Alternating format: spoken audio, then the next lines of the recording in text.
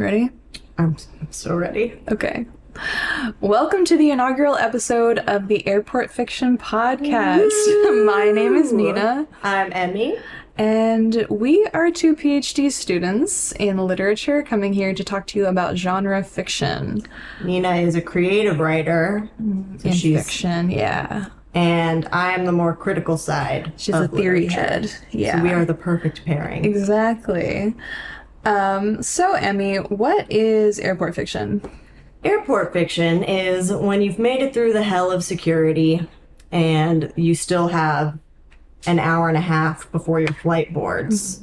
And you're wandering around and you see one of those stores in the airport that's selling overpriced beverages and whatnot. They also have like a wall of books. And all those books are airport fiction. And they're always genre books. They're always really easy to read. They're always, leaning heavily into the genre. Did I say genre already? I think you did. I think I did. Designed to be digestible and entertaining. Specifically for a quick escape during flights or layovers. An escape is the crucial word here. We're going to be talking about that a lot in reference to genre fiction. It is something that genre fiction is often critiqued for in being escapist rather than choosing to deal with the quote-unquote real world. We will definitely be critiquing that generalization, but also discussing why the idea of escapism can open up a lot of interesting avenues to talk about. These airport fiction books, are by far the most popularly bought and read, at least in the United States. I think the first, three on the New York Times bestseller list are Romantasy, or at least, in the genre. Yeah, and even just anecdotally, you look at what your mom is reading, or your friend is reading. Summer books are always a good beach summer read. Exactly. Yeah, beach read is definitely often overlapping with airport fiction. But we are interested in understanding more about this notion of escape, because if we're looking at what people en masse, at least again in the United States, our sample size, are escaping to, that can help us to understand more of what we are escaping from. So this kind of escapist fiction is often also called wish fulfillment. And this wish fulfillment, wanting our wishes to be filled, can often represent these cultural lacks or needs that we have that aren't being met on a broad scale. And so we are going to be focusing today, and in the near future at least, on Romantasy, the hottest new genre. So what can you tell us about Romantasy? Well, going back to wish fulfillment, it's very easy to think little kids like Superman because they want to be able to fly. And they can never do that. That's impossible. Why do they care? Sex with an alpha werewolf is the analog of that. But it's important to pause and think what that desire to fly or have sex with the werewolf vampire, or both, which would be excellent. Didn't that happen?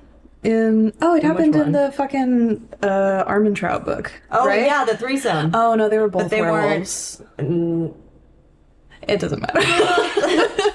They all blend together. Though. They're called Atlanteans. Right. They're Atlanteans. Right. Zodiac Academy, though, has some excellent threesome scenes. Many Polylove representation. Double penetration threesome scenes. It's amazing. It's fantastic. Yeah, you really got to get on that. Yeah, I think I probably will. I've done it twice now. The whole thing? Yeah. Aren't there 12? 8 of them. Wow, fuck yeah. Good for you, dog. This is what I was going to say this later, but what I really admire about you is that I feel like at a certain point, we're going to talk about the stigma later of Romantasy, specifically within academia. So honestly, I don't even know who the audience of this is, because the people who just are really bought into Romantasy aren't going to care about what academics think, and academics usually don't care about Romantasy. But there's a certain stigma, or just kind of a looking down the nose of towards Romantasy within academia. Yeah. And I feel like I at times have been infected by that stigma, and I feel like it took us months of friendship before I revealed to you that I read Romantasy. Shared our dirty little secret. And I feel like I waited for you to say it first, and I was like, oh my god, thank god. But yeah, my new mantra is that it is really easy to hate things, and it is way cooler and harder to like things. It is hard to like things.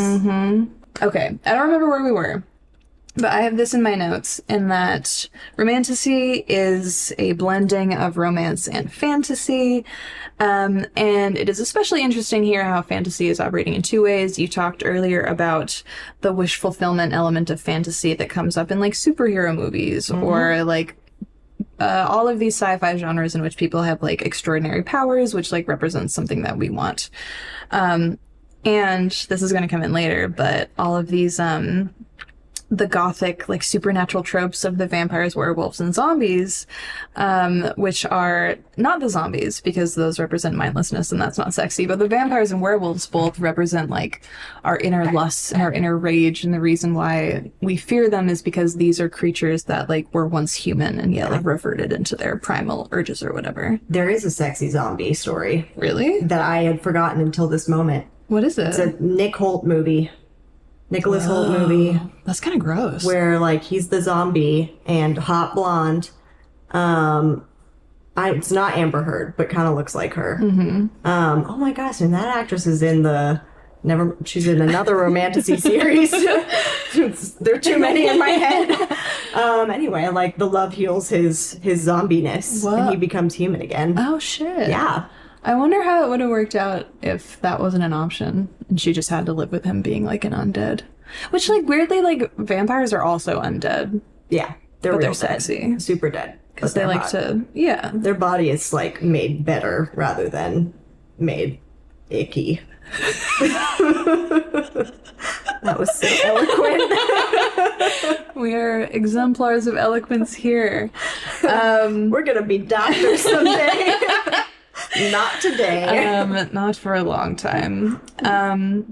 Okay, this, I remember I wanted to get one last thing before the next section, is that I think that the fact that Romantasy has taken off, and again, the fact that Romantasy, like, there's a lot of things to critique about the genre, and a lot of the books that we're talking about are obviously not perfect, and not even necessarily ones that I, like, love. Yeah, they're all, like, pretty imperfect. Yeah, and they get, like, around the third book, they all get, like, pretty unreadable. Not Zodiac. Not Zodiac. Zodiac County just gets better. What is the Onyx Storm? Is that the third one? Yeah, I couldn't finish it. Oh, I got, like, 50 pages in. I was just with my aunt, and we were, like, sitting by a lake, and she was reading it, and she was like, I hate this so much. Yeah, and people were camping outside of Barnes & Noble's for, like, days to get that. It's so sad. People really, really liked the Fourth Wing ones. Yeah. But because it is presented, it's a romance that is presented in a fantasy setting. It's not only, the fantasy is working in two ways. It's not only like the world building, but it is also the fantasy of the romance itself. Right. And the things that I find most fantastically presented are the romance, the portrayal of masculinity, and the portrayal of their partnership. I just saw this Guardian article this morning that was called, like, what do women really want? Like, let's look to Romantasy. And honestly, I feel like that's a lot of what our research is. But I think that these kind of, like, ideas of, like, masculinity, romance, and, like, partnership that are so fantastical within, and so, like, explicitly made to be like an element of wish fulfillment is more easily digested when it is like in an unfamiliar setting. Yes. So that we wouldn't have to think like, why would Zayden Ryerson be like this? Because like, yeah, he grew up in a different universe or whatever. Yeah. Yeah. That's a good point. Okay. You were going to talk about the cultural phenomenon. Oh, yeah. So we've touched on it a little bit, but this shit is taking off. People are waiting for hours outside of Barnes & Noble's to get the next Fourth Wing book. I think it sold 2.7 million copies in its first week. Shit. The Onyx Storm book. That's according to a New York Times article by Alexandra Alter. And, like, the headline of that article is Onyx Storm is the fastest selling adult novel in 20 years. God damn. So, like, this is what people read. Yeah. This is what grown-ups read. In a time when fewer and fewer people are reading in general. Yeah, full stop. Yeah. I'm going to put up a graph on the video of Google Trends. So the term romantasy wasn't coined, I think, until after Fourth Wing. If you look at the trends, it like skyrocketed in April 2023, which is when the first Fourth Wing came out. Romantasy has been around for a while. One of the heavy hitters, ACOTAR, was released in 2015. But even before that, before Romantasy was like a thing that people talked about, we always have to talk about our seminal text, Twilight, which was released in 2005. And we'll be definitely coming back to that one later. And even like thinking about like literary history, like there are seeds of the Romantasy going back farther. Like now I'm thinking about like the Gothic romance, where like you have fantastical elements and you have romantic elements that are being merged and combined in one thing. Can you think of one in particular? I'm trying to follow. I'm having trouble thinking of one. Is there a romance plot in Frankenstein? I've actually never read that. I haven't either. Isn't that fucked up? The movie's coming out this year. Really? Guillermo del Toro. That's like my guy. Not having read Frankenstein is actually, you know, there's we shouldn't feel guilt over our what is it? What do people say? That's like, I don't feel guilt about pleasure when people talk about like romantasy being their guilty pleasures. I do feel guilt about not having read Frankenstein. I do. That seems like unforgivable. Yeah, I really got to. It was on my summer list, and we had taken a Victorian literature class, so I was kind of over it. Yeah. I also wanted to read Jane Eyre. Oh my God. But let's go Greek myth. Like Orpheus and Eurydice. Like we have the underworld and people dying and the potential to come back to life. It's all, you know, kind of fantasy. The Greeks were the original romantasy gooners. Yeah. I like that. Do you know what gooning means? No. Yeah, she's not online. I like the movie. No, I don't. It's okay. We don't have to talk about it. I really like some internet things. I don't like that one. Not that one. I don't like that one. It's so nice that you get to have whatever like brain rot stuff kind of like filtered through me. I know. Yeah. It's really nice. Yeah. It's a nice way to live, to be perfectly honest. Yeah, I'm jealous. But it's really taken off. And like the TV show adaptations are in the works for, I think, pretty much every major romantasy series. Do you know on what network? I think Fourth Wing is Prime. Don't hold me to that. Okay. I'm not sure what ACOTAR is on. But and then even on like the book side, I know that Dramini. Oh, gee. Draco and Hermione. It's called Dramini? That's what Draco and Hermione fanfiction's called. No, but like the title isn't Dramini. No, it's not even that. But like the most popular on one of the fanfiction sites is like being adapted into a novel. Who was the fucking person who wrote, it's called like The Love Equation or something? I do not know. God damn it, what is it called? The Love, it's like a enemies to lovers, like great trope, enemies to lovers. Yeah, which we're gonna be talking about. Yeah. Enemies to lovers, it's like a dark academia. Fuck, what is it? I love dark academia as a genre. We should do that at some point when we've exhausted romantasy. We should totally do like The Love Hypothesis. Is that it? Okay. The Love Hypothesis by Allie Hazelwood. She's the one who wrote Bride, which I read and I don't think you read. No. It is a very popular, very well-known book. It started off as a Rey and Kylo Ren fan fiction, which she scrubbed the serial numbers off by changing all the all the names. I want that so bad. The Love Hypothesis? Yeah. Okay, make sure that I don't leave this room without having that title, so I can, like, literally tonight, I want to start it. I don't care if I have to, like, pay a lot of money. I'm so excited. This is amazing. Oh my gosh. Okay. So the other thing that we wanted to talk about is that the romantasy genre has really popped off. It has a huge readership. It has spawned a lot of like copycats and its own genre unto itself. Earlier in the summer, I was interviewing for a job with like a publisher being like a beta reader for manuscripts, specifically in like the monster shifter genre, which is like werewolves and whatever. Yeah. And they said that this is really fucked up. They said that like over half of their submissions use AI. I'm just like, I know. But again, it's like when it is so formulaic and you're just trying to get that next like hit and you don't really necessarily care about like the story being excellent, you just want to get those dopamine hits from that trope. It does seem as though the tropification of it would lend itself well to being like replicated by a language learning like model. a literal formula. And also, so because you were talking about how Onyx Storm sold 2.7 million copies in its first week, we were talking about how fucking bad that third book was.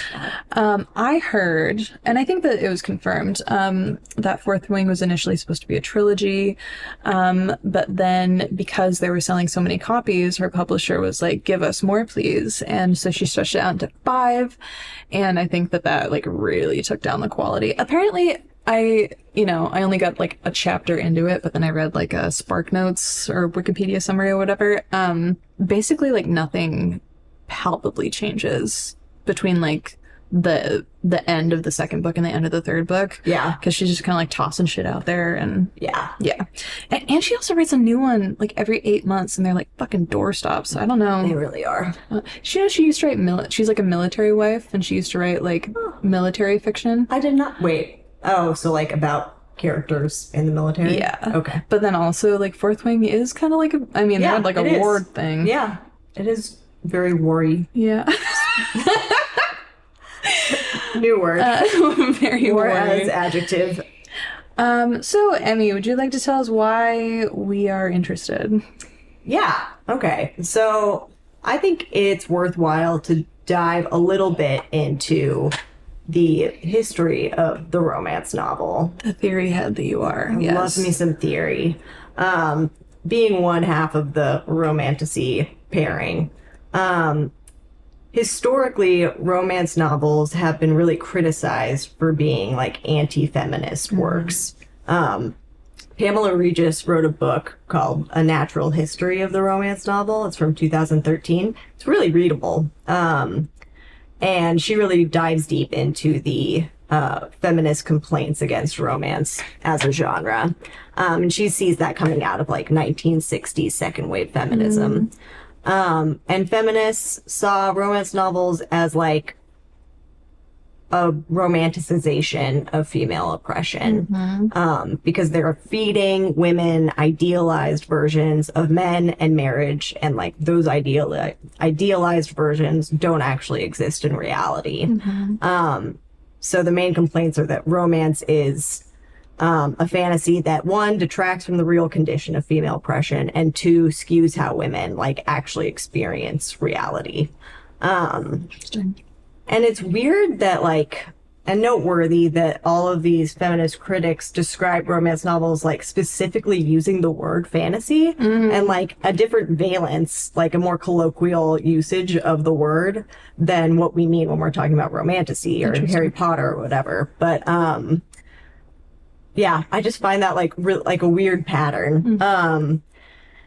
And I think we should keep those criticisms in mind for sure. I think there's some validity to that, but I think ultimately what I think and what I think you think about romantasy as a genre is that it's largely responding to these complaints, maybe to like greater or lesser extent of success, but like is like existing like with those complaints in mind, and sort of developed in reaction to those historic complaints against the romance genre.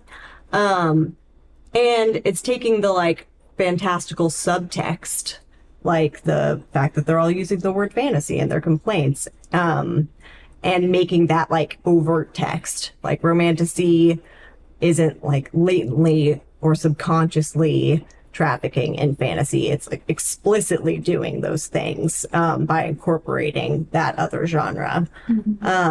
So it's sort of embracing like the fact that the narrative is fiction. Like this is fantasy.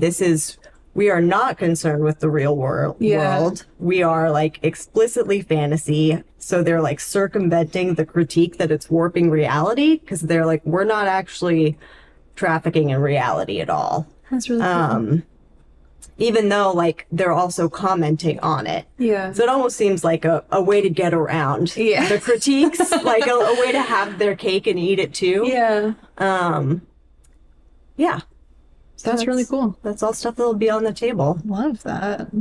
Yeah, that's good to keep in the back of our minds. Because I don't feel like I'm in a position, or any of us are, to deem whether or not this stuff is like beneficial or harmful, because obviously it's nuanced. But I do think that like the things that we can glean as people who like to analyze literature is just like what it is revealing about the real world. Because even though it isn't set in the real world, it's all coming out of it. All the tropes of like masculinity and relationships are like revealing something that women in the real world are feeling and facing. Exactly.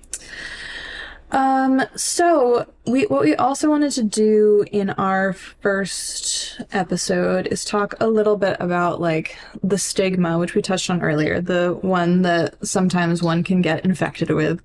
So we are English PhDs, but we are also people who are enthusiastic about genre fiction. We're also going to talk about like kind of the cultural and like class divide between like literary and genre fiction. Yeah. We are in academia, but we're also very, I mean, I'll speak for myself, but I also think you like very willing to critique academia.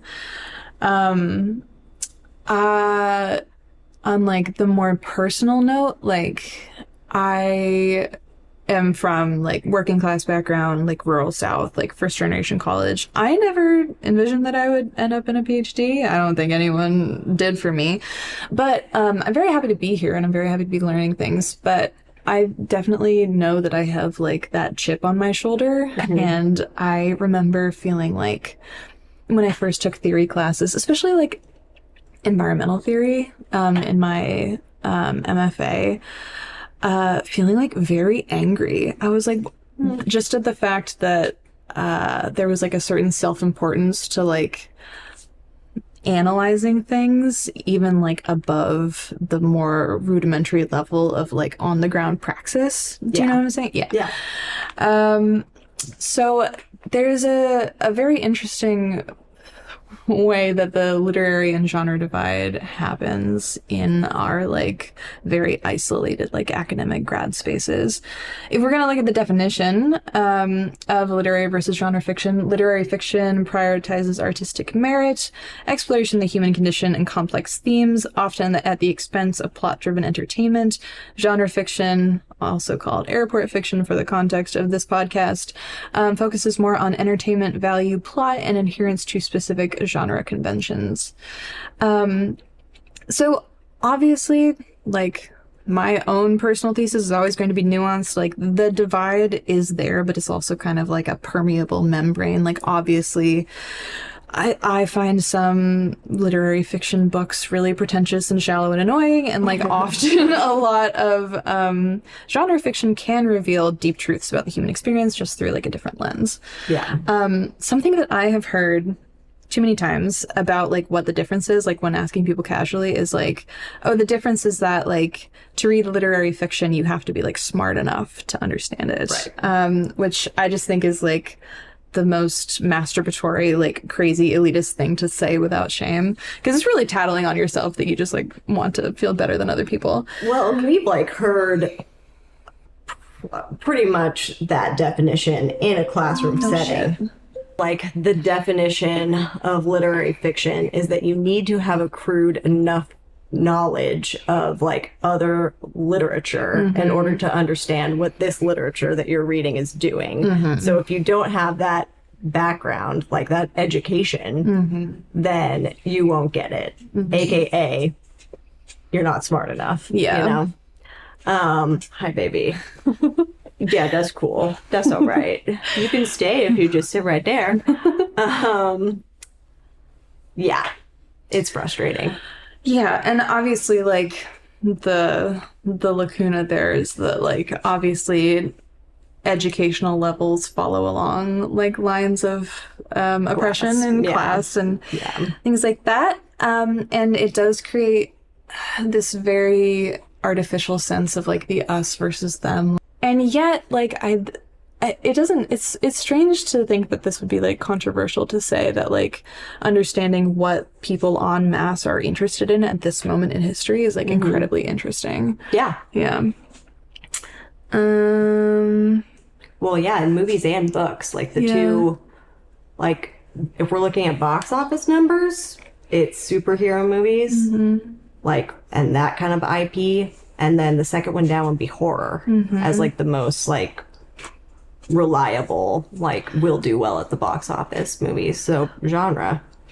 I'm wondering if that, because I was talking earlier about how like the market forces have created this like route for romantasy to do very well, because like when I've heard people talk about like Hollywood and movie creation, they talk about like the fact that these IPs of like superhero movies are being like made over and over and over again is just because like it's so hard to get people into the theater and that it's like they're less willing to do like a mid-budget like risk with books, like books that nobody reads get published constantly, Right. and they don't require like hundreds of millions of dollars to make. Yeah. So that's an interesting interesting. I want to think more about that. Did you want to talk about the divide? Yeah, I guess it would just be to reiterate what you were saying about like the boundary between the two being permeable. Like it's kind of just a rule of literary studies that there's an exception to every rule. And so like you can think of so many examples of like a book that seems like it's both literary fiction and genre fiction. Like the first one that came into my head was Sally Rooney. Normal People is a romance novel, but it's also like very literary. It's a very contentious point. Is it really? Rooney heads. Yeah, and like people who people who are like enthusiasts of romance fiction, from what I've heard, have very strong opinions on whether or not Sally should be included in the canon. That's interesting. Yeah. Well, that's just funny that people get so... I don't understand why people get such bees in their bonnets about whether or not something is or is not a certain genre. But people do like... Well, I think it is that infection of the stigma. Like, I think there is a certain amount of virtue signaling that is inherent when you say that you don't like genre fiction, or when you say that you like don't watch TV, right? Yeah. And I think that if you were to say that you liked something that was in the romance genre fiction in like our department, I think that there would be a certain certain stigma. That's probably fair. It's interesting though that the anger goes the other way. Like it makes sense to me that people that think Die Hard is like a great work of art, which it is. I've never seen it, obviously. Die Hard's so good. Would be like defensive about calling it a Christmas movie, which it is. But like that's fine. It's an amazing movie. Like it's so good. But like it's a Christmas movie. Yeah. But it's weird that like people who love romance would be mad about including Sally Rooney in that. To me.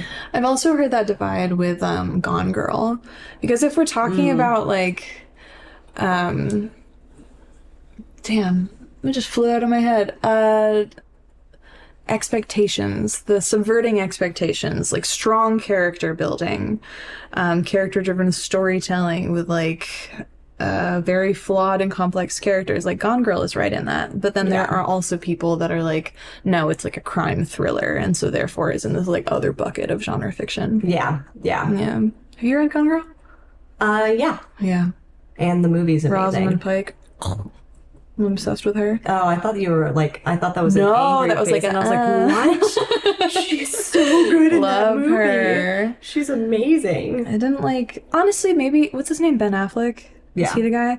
He's so boring. And maybe that was like a perfect casting because he's supposed to be just like a boring guy. But... There's also like a lot of meta casting to that. I think he'd just broken up with Jennifer Gardner, his wife. And I think that like we all hated him. Oh. Interesting. So they wanted like a hateable guy. And that like comes off as kind of like sleazy. And so it's like that makes sense. Weirdly like, oh yeah. That's so I wish my brother were here. He can speak to that better. But I remember watching that movie with my grandma on a cruise ship. Don't recommend that. because there are sex scenes. Yeah. There are like explicit, very Sex and violent murder scenes together. Sex murder combo. It was awkward. Say that people only write about sex and death, and yeah, and she also just, very different generation, did not understand what the movie was doing and was like, why is everyone being so mean to poor Ben Affleck? He's clearly the hero of this story. And I was like, oh no. That's so funny. It's all right, Grandma. Yeah, I'm also thinking that this is like a half-baked thought, but the way that like within the whole like virtue signaling of it all, it's interesting that like the language that is put on these types of novels, where it's not like, obviously all art is subjective, and yet like I've noticed that people are very apt, even this is my thing, is that like people, I've seen a lot of like book talkers and stuff like shit on Romantasy and then reveal that they've like never actually read any of it. Yeah. They're very apt to say that it's like, it's not like I don't like it. They say like it is bad. It's bad. And I think that does like, and I don't think that that's coming from a harmful place. I think it's like kind of folding into what was it? The history of romance, brief history of this idea that like these kind of tropes are like harmful to women. And I think that people feel very protective of that. I do think it's a lot more complicated than that. Yeah. But yeah, it's, I think that also just like expanding into genre fiction, I don't think that genre fiction is necessarily afforded that same sense of like, understanding that it's subjective. Yeah. Talking about the research.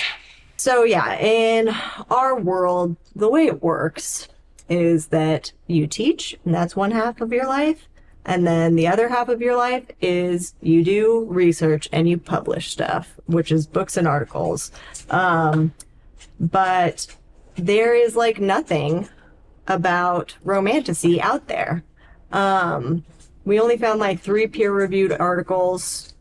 Not a whit on JSTOR. Nothing on the JSTOR. I found some articles on like Actar specifically, but nothing like, if you type in the word Romantasy into like our academic search engines, like nothing's coming up. One reason for that might be like, well, stigma is like the obvious explanation, but another possible explanation is just like, it is so new. And it's just crazy how new it is and how like skyrocketed it is. You brought up the Google search chart thing. But linguists also study like word usage, and they have like these online databases called corpuses. I don't know if that's the proper plural of corpus. I don't know if the amount of active listening I'm doing is good. I'm like, corpus. Corpus, fun. Corpuses are fun. They really are, because you can like type in a word or like a phrase even, and then look at the usage of it across like hundreds of years. So the one I was looking at was the Now corpus, and that's the news on the web. So like anything online, it's pulling from. Sweet. And we're talking like millions of words, like just a huge data set. And their first mention of Romantasy, it popped up twice in 2020 on Goodreads, is where like the hits came from. And it registers on the corpus as like 0% usage because it's so small, and they're calculating like the rate of usage per million. And that bumps up to 0.04 per million in 2023, which then bumps up to 0.26 in 2024. So that's like 200 times more. Is that right? Is that math right? I don't know. It might be just 20 times more. We are We study English students, not math. I used to be good at math. I miss being good at math. I know. It's like, because you part of just my feel brain so is atrophied. stupid. Yeah. This is like, we're talking like multiplication by 10, and we can't do it. That's a real bummer. But it increased a lot from 2023 to 2024. And as of today, it's 0.35 per million. I looked that up this morning. Amazing. I love a corpus. It's fun Corpus. stuff. Yeah. And so I gave my thesis statement earlier, but I think that this is verging on your thesis statement for the pod. Mingling the worlds. Oh, yeah. So, yeah, Nina was talking about how, like, in academia, generally speaking, you kind of find people turning their nose up at genre fiction and stuff that's popular. And it's elitist and stupid. And, like, we're overgeneralizing a little bit, of course. Like, there is scholarship on crime fiction. Like, I cited scholarship on romance earlier. There's The scholarship. nuance has nuance to it. Yes, exactly. There's sci-fi, there's fantasy, etc. And I think it is changing some. Like, I was thinking about my undergrad experience, which was 10 years ago now, and you wouldn't find a class on a popular genre. But during my master's, I got to sit in on an undergrad class on sci-fi and fantasy. So, like, classes exist now. Some scholarship exists now. But generally speaking, I would say academia still tends to turn its nose up on genre fiction a little bit. So we want to, in part, bring the popular into academia. But we also want to do the reverse and, like, bring academia into the public. Like, let's get out of the ivory tower. Yeah, we write, like, academics write so much, and we write books and articles that often just seem to exist in an echo chamber where they're only read by other academics. Literally can only be read by other academics. Yeah, some of the way some of these things are written is like it takes 8 attempts to understand a sentence. That, and also just like the paywall. Yeah, that's true. Like, literally can't get the document onto your computer. And that's really stupid. And yeah, I think I see this podcast as an opportunity. I know that you agree with this, to, like, have the kinds of conversations we get to have in our classrooms, which are so awesome and interesting and fascinating conversations. And there's no reason why they should only be happening in university settings. And a podcast seems like a great medium for that. Yeah, knowledge production happens in context with other people. I feel like because my expectations that anyone is going to listen to this is so low. Right. But if there are, I also would love to, like, hear other people's perspectives, which are obviously, like, ours are informed by our school and our, like, experiences and whatever. But I'm really interested in, like, what other people think of this topic. Coming from their own perspectives. So if you are listening, tell us what you think. Yeah, that's one reason I'm kind of bummed I'm not online. It's like, there's a lot of yuck there, but there's also, like, hypothetically, the internet as, like, a wonderful democratic equalized space is a nice idea. And yeah, it's a very nice idea. I don't know if that's really how it works out so much, so I stay away. But yeah. I didn't realize that you wrote your MA thesis on escapism. Yeah, that's so kind cool. of by accident. I thought I was going to write it on the Künstlerroman, which is a genre where it's like a coming-of-age story about an artist.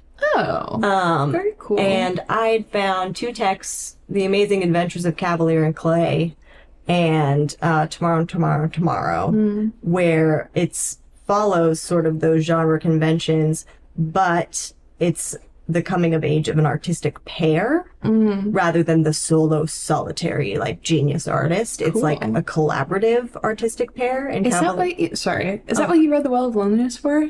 No, I read that for a gay and lesbian lit class. Oh, word. Okay. Is there an artistic pair in that book? Not really. Oh, but okay. it is a Künstlerroman or whatever. Yes, or it would be maybe a Bildungsroman, which is just like so the straight... Künstlerroman is always a pair. No. Okay. Künstlerroman is coming of age story of an artist. Yeah. The artist she was a writer. Is, okay, so maybe. Yeah, Bildungsroman is just like a straightforward coming of age story. And then Künstlerroman is like a coming of age story of an artist. So cool.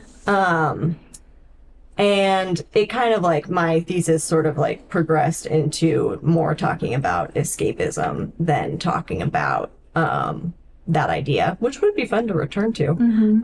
Because I'd found some scholars who were really critical of Cavalier and Clay, specifically on the grounds that they saw it as an escapist novel. They saw it as like a turning away from history. I think were like almost verbatim the words of one of the critics. And that's, I think, how like people usually view escapism. It's like a turning away, a disregarding of the real world, sacrificing the real world, like, for pleasure, a fantasy that just, like, we don't care about reality at all. And, you know, with our nuance. Like, sure, that's true to some extent. Mm-hmm. Like, I often engage with these stories because I want to forget life and just go somewhere else for a while. Yeah, I think it's very worth noting that the world is a tough place to be in now and So rough. now and forever, you know. Especially now. I mean, like, escapism can, like, I think that there are very valid things to want to escape. Well, and that's the thing is, like, Yeah. it's weird that the conversation is so focused on, like, you're turning away from reality when if you kind of tweak that a little bit, like, focusing in on why do we need to turn away from reality? Like, what are we escaping from? And, like, what are the conditions that, like, require a mind? Require might be strong, but, like, the conditions that drive a mind to want to turn away or to need moments of turning away. Also, like, fiction isn't reality either, which is what's so funny and ironic about it. Well, and one fantasy theorist, like, her argument of her book, I can find it. I'll find it later. We'll talk about her later. One fantasy theorist argues that fantasy and, like, realism aren't actually separate genres, that they're both, she calls them impulses that, like, every writer engages with. Like, every writer engages with a little bit of fantasy and a little bit of realism, and, like, they just do it to greater or lesser degree with each one, and that they're not actually distinct at all. Which is a really interesting idea. But yeah, when we think about, like, the word escape, that, like, the connotation of that word, like, separate from escapism, suggests that there's a very valid reason of needing to get out into somewhere else. Like, where do we escape from? We escape from prisons. We escape from... Okay. Oh, dear. We escape from prisons. Like, people flee totalitarian governments. Like, the definition of escape. Yeah. Like, what are we escaping? So that's, like... And that's, like, critically interesting. Like, if we're studying escapism as a thing, rather than just dismiss it, like, what are, like, the social conditions that, like, drive that impulse? That's so funny. This was, like, literally something I was trying to write in the doc earlier, like, verbatim. Yeah. Soulmates. Podcast soulmates. Yeah, because it does... This is a half-baked thought, but it does, like, rankle me a little bit, just the irony of that there are the people who are most driven to want to escape, and pardon me if I'm literally just restating what you said. Certain people have circumstances in which they, like, wish to escape, and they themselves are demonized for not wanting to continue existing moment by moment in those conditions that make them want to escape. How dare you not want... Yeah. The reason I, like, why this is particularly, like, interesting to me, I think, is because, like, the reason I ever read it all was because I have OCD. I have since I was my first memories as a wee child. And it was, like, undiagnosed and untreated until I was, like, 20. But when I was a kid, like, the moment-to-moment reality of, like, living inside my brain, like, was horrible. And I would literally, like, do anything to get out of it. And I chose... reading, I'm not gonna include this, but, like, reading or killing myself. I literally totally identify with that. Yeah. 100%. Like, people say sometimes, like, books saved my life. Yeah. But, like, sometimes that's, like, sometimes actually it's true. literally, yeah. Like, when I was trying to get sober, and I remember, like, it's not that these attempts were successful, but, like, some, like, early days, like, the day after, and I'm hungover, and I've done some really bad things, and I've horrified my parents, and they are very upset, and I am very upset, and, you know, there was some suicidal ideation happening, and I remember just being like, I cannot stand to be in my body and in my head right now, and, like, I'm not allowed to drink. So what do I do? And, like, literally picking up, like, a Patrick Rothfuss book, The Name of the Wind. Love that book. Have we talked about this before? I have it in my bookshelf over there. I've only read the first one. It's really good. I'm like so happy. I'm like about to finish like listening back through the first one again. Really? Yeah. Yeah, I do it like once a year. I really, really love those books. Patrick, if you're listening, finish the series. I need you to finish the series. I almost like was gonna like apologize to you. It was like, I'm so sorry that you've started this journey and it can't be completed yet. Not at all. No. It's agonizing. Yeah, it is. George, if you're listening, finish Game of Thrones. Song of Ice and Fire, give it to me. I have like copies of like the Lord of the Rings that are like cracked and like the pages are like warped with tear stains because when I was a kid, if I was like having an episode, I would be like, well, at least I have my comfort book, right? Into the Shire, the best place to be. Yeah, there are times in life when like turning to it is literally the only comfort to be found. Yeah. Harry Potter was like that for me too. Yeah, for sure. Me too for a long time. There was this really, I'm clocked into all the online discourse, which someone needs to be. I'm glad it's not me. So there was a person, like a book talker a while ago. This was like a long time ago. I just remember it really vividly, who was recording a TikTok and she was like, I only read nonfiction now because I'm like not interested in like escaping. And like that's not that's admirable. That's fine if you have the space to do that. That's great. But everyone in the comments was being like, see, this is the problem with people these days, is that everyone's just trying to escape, and more people should be like this, with like grappling with the realities of our world. And I just remember being like, well, this like literally is her job. Like she doesn't have to go and work a separate job. Yeah. And she gets to have financial stability by like reading nonfiction books. Yeah. And I was like, I feel like, yeah.